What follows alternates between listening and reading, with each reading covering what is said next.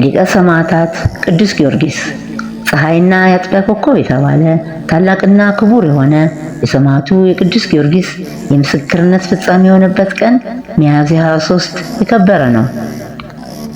የቅዱስ ጊዮርጊስ አባት ቄጴዶቅያ ሀገር ይኖር የነበረ አንስታትዮስ የተባለ መስፍን ነው። እናቱም ቴዎስታ የተባለች ፍልስጤማዊ ነበረች። የዚህ ቅዱስም አባት የሞተው በልጅነቱ ነው። ስለዚህም ሌላ ደግ ክርስቲያናዊ መስፍን ወስዶ አሳደገው። መስፍኑም በጦር ኃይል አሰለጠነው። 20 ዓመት በሞላውም ጊዜ መስፍኑ 15 ዓመቱ ልጁን ሊያጋባውና ሀብቱን ሊያወርሰው ድግስ ደገሰ። ነገር ግን ጌታችን መድኃኒታችን ኢየሱስ ክርስቶስ ቅዱስ ጊዮርጊስን ለዚህ አልመረጠውምና የመስፍኑን ነፍስ ወሰደ። ቅዱስ ጊዮርጊስም ሐዘኑን ከጨረሰ በኋላ ወደ ቤሩት ሀገር ሄደ። በዚያም ድራጎን ያመልኩና ሴት ልጆቻቸውን ይገብሩለት ነበር።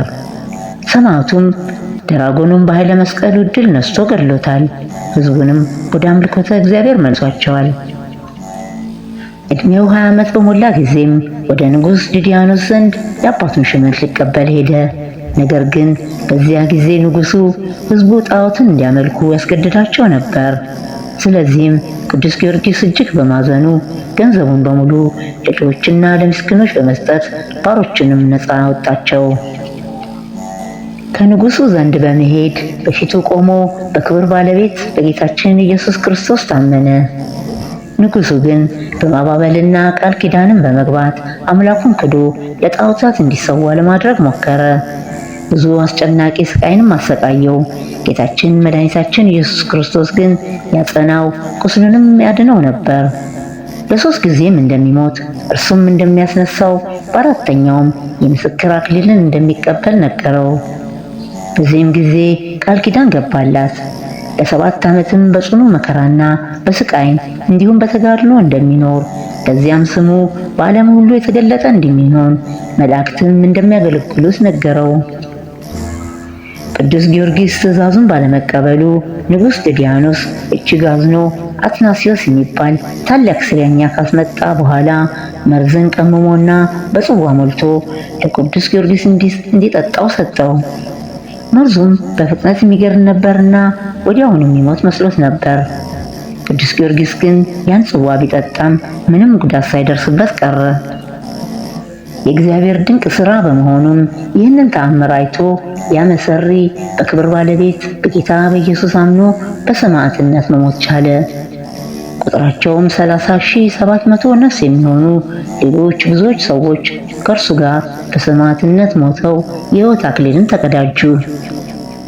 ከዚያ በኋላም ቅዱስ ጊዮርጊስም በንጉሥ ዲዲያኖስና በሰባ ነገሥታት ፊት በቆመ ጊዜ እነርሱ የተቀመጠባቸው የእንጨት ወንበሮችን ቅዱሱን እንዲበቅሉ እንዲያብቡና እንዲያፈሩ ታደርጋቸው ዘንድ ካንተ እንሻለን አሉት። ቅዱስ ጊዮርጊስም በዚያን ጊዜ ወደ እግዚአብሔር ጸሎት አደረገ። ወንበሮቹም እነሱም እንዳሉት አደረጋቸው።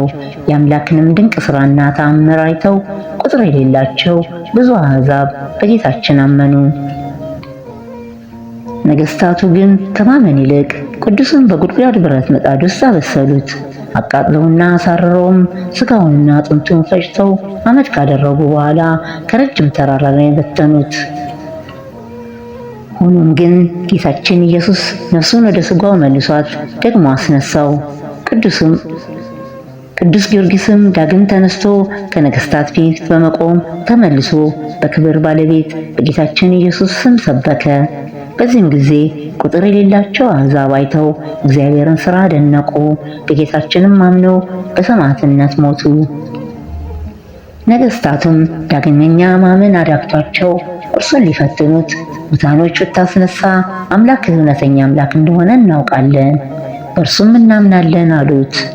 ቅዱስም ወደ አምላኩ በመጸለይ ከጉድጓድ ውስጥ ወንዶችና ሴቶችን ጎልማሶችንም አስነሳላቸው። እነርሱም በሚደንቅ ሥራው በክብር ባለቤት በጌታችን ስም አስተማሩ፣ የገሃነምንም ወሬ ተናገሩ። በጥምቀትም ክርስትናን ተቀብለው አረፉ። ከሃዲያን ነገሥታት ግን ሙታንን ያስነሳህ አይደለም የረቀቁ ሰይጣናትን አሳየህ እንጂ ብለው ተከራከሩ። ከዚያም አንዲት ድሃ ሴት እንድትጠብቀው አደረጉ። እርሷም እንጀራ ልትለምንለት በወጣች ጊዜ የእግዚአብሔርን መልአክ ማዕድ አቀረበለት። በዚህም ጊዜ የድሃዋ ሴት የቤት ምሰሶ ላይ ቅርንጫፍ አብቅሎ ታላቅ ዛፍም ሆነ። እርሷን በተመለሰች ጊዜ ቤቷ የተደረገውን ተአምር አይታ የክርስቲያኖች አምላክ ሰው ተመስሎ ወደ እኔ መጣ አለች። ቅዱስ ጊዮርጊስ ግን እኔ አምላክ አይደሉም የአምላክ ባሪያ ነኝ እንጂ አላት። እርሷም እንዲህ ብላ ለመነችው፣ የአምላክ አገልጋይ ከሆንክ ቸርነት እንድደርስልኝ እለምንሃለሁ። እውር፣ ደንቆሮ፣ ዲዳ፣ ጎባጣ የሆነ ልጅ አለኝና ታድንልኝ ዘንድ እለምንሃለሁ።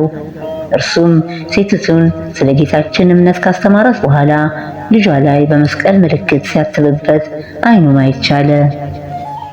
በሌላ ቀንም ቅዱሱ እንዲህ አላት፣ እንዲሰማ እንዲናገር እንዲሄድና እንዲያገለግለኝም ምን ይሻለው። በዚህም ጊዜ ንጉሡ በአገር ውስጥ ሲዘዋወር ከመበለቲቱ ቤት ላይ የበቀለውን ዛፍ አይቶ አደነቀ። ስለ እርሷም ሲጠይቅ ቅዱስ ጊዮርጊስ የተቀመጠባት የመበለቷ ቤት ምሰሶ ላይ ዛፍ እንደበቀለ ነገሩት። ንጉሡም ይህን በሰማ ጊዜ ተቆጥቶ ከዚያ ወስዶ አስገረፈው። በመንኮራኩርም እንዲያበራዩት ሲያደርግ ቅዱሱ ስለሞተ ከከተማ ውጭ ጣሉት። ለሶስተኛ ጊዜም ጌታችን ኢየሱስ ክርስቶስ ከሞት አስነሳው። ንጉሡም ከሞት እንደተነሳ ሲመለከት ደነገጠ፣ አደነቀም። ዳግመኛም ንጉሡ ቅዱስ ጊዮርጊስን በመሸንገል በመንግስቱ ላይ ምክትል እንደሚያደርገው ዘንድ ቃል ገባለት። ቅዱሱ ግን እየተዘበተበት ነገ በጠዋት ለአማልክቶች መስዋዕት አቀርባለሁ፣ አንተም ሕዝቡ እንዲሰበሰብ እዘዝ፣ እኔ ስሰዋ እንዲያዩ አለው። ንጉሡም ይህን የተናገረው ነገር እውነት መስሎት የሚሰዋ መስሎት ተደስቶ ወደ ቤተ መንግስቱ እልፍኝ አስገብቶ አሳደረው። ቅዱስ ጊዮርጊስም ለጸሎት በመነሳት የዳዊት መዝሙርን አነበበ። በዚህም ጊዜ የንጉሥ ዱድያኖስ ሚስት ንግሥት እስክንድርያ ሰምታ ቃሉ ደስ ስላሰኛት የሚያነበውንም እንዲተረጉምላት ለመነችው። እርሱም እግዚአብሔር ዓለምን ከፈጠረበት ሰው እስከሆነበት ጊዜ የሆነውን ሁሉ አስተማራት። ንግሥቷም ትምህርቱን በልቧ ስለተቀረጸባት በክብር ባለቤት በጌታችን አመነች። በማግስቱም አዋጅ ነጋሪ ሀገሩን በመዞር ቅዱስ ጊዮርጊስ ለአማልክት ሲሰዋ ለማየት ሰው ሁሉ እንዲሰበሰብ ለሕዝቡ ነገረ። አዋጁን የሰማችው ያቺ ድሃ መበለትም እውነት መስሏት እጅግ እያዘነች እያለቀሰችም ከልጇ ጋር ወጣች። ቅዱስ ጊዮርጊስም ባያት ጊዜ ፈገግ ብሎ ልጅሽን በምድር ላይ አኑሪው አላት። ከዚያም ልጇን ጠርቶ ወደ አጵሎን ሂድ፣ ወደ እኔ የሚመጣ ዘንድ በክብር ባለቤት በጌታ ኢየሱስ ስም እዘዘው አለው። በዚህም ጊዜ ልጁ ድኖ ቅዱስ ጊዮርጊስ እንዳዘዘው ወደ ጣዖት ቦታ ሄዶ አዘዘው። በጣዖት ያደረ ያ ርኩስ መንፈስ ከማደሪያው ወጥቶ ቅዱስ ጊዮርጊስ ወዳለበት መጥቶ እኔ ሰውን ሁሉ ማስጥ እንጂ አምላክ አይደለሁም ብሎ በሕዝቡ ፊት አመነ። ቅዱስም ትውጠው ዘንድ ምድርን አዘዛትና ወዲያውኑ ዋጠችው። ጣዖታቱንም ከአገልጋዮቻቸው ጋር አጠፋቸው። ንጉሡም ከወገኖቹ ጋር አፈረ። መጽሐፈ ስንክሳር ዘወርሃ ሚያዝያ 23። ንጉሡም እጅግ ተበሳጭቶና ተቆጥቶ ንግሥቷ ጋር ገባ። እርሷም አምላካቸው ጽኑና ኃያል ነውና ክርስቲያኖችን አትጣላቸው አላልኩህምን? አለችው። ንጉሡም ይህንን ሰምቶ በጣም ተቆጣ። ቅዱስ ጊዮርጊስ ሚስቱን ወደ ክርስቲያን እንደቀየራትም አወቀ። ከዚያም በኋላ ከከተማ ውጭ አውጥቷትና በመገዝ እንዲሰነጥቋት አዘዘ። የሰማዕትነት አክሊልን በመንግሥተ ሰማያት ተቀበለች። ነገሥታትም በዚህ ጊዜ አፍረው ደነገጡ። ከዚህም የባሰ ሀፍረት እንዳይመጣባቸው ራሱን በሰይፍ እንዲቆርጠው ንጉሥ ዱድያኖስን መከሩት። ንጉሡም ምክራቸውን ሰምቶ የቅዱስ ጊዮርጊስን ራስ እንዲቆረጥ አዘዘ። በዚህም ጊዜ ቅዱሱ እጅግ ደስ አለው። እሳችንም እሳት ከሰማይ ወርዶ 70 ነገሥታት እንዲያቃጥላቸው መከራውን ከክርስቲያን ወገን ጸጥ ይል ዘንድ ለመነው። ወዲያው እሳት ወርዶ 70 ነገሥታት ከሰራዊታቸው ጋር አቃጠላቸው። በዚህም ጊዜ የክብር ባለቤት ጌታችን ኢየሱስ ክርስቶስ ለቅዱስ ጊዮርጊስ ተገለጠለትና ብዙ ቃል ኪዳን ሰጠው። እንዲህም አለው፣ በምድር መታሰቢያን ለሚያደርግ ሁሉ እኔ ኃጢአቱን ሁሉ ደመስሳለሁ። በመከራም ውስጥ ሆኖ በባህርም ሆነ በየብስ ወይም በደዌ በስምህ የሚለምነኝን እኔ ፈጥኜ ከመከራ አድነዋለሁ።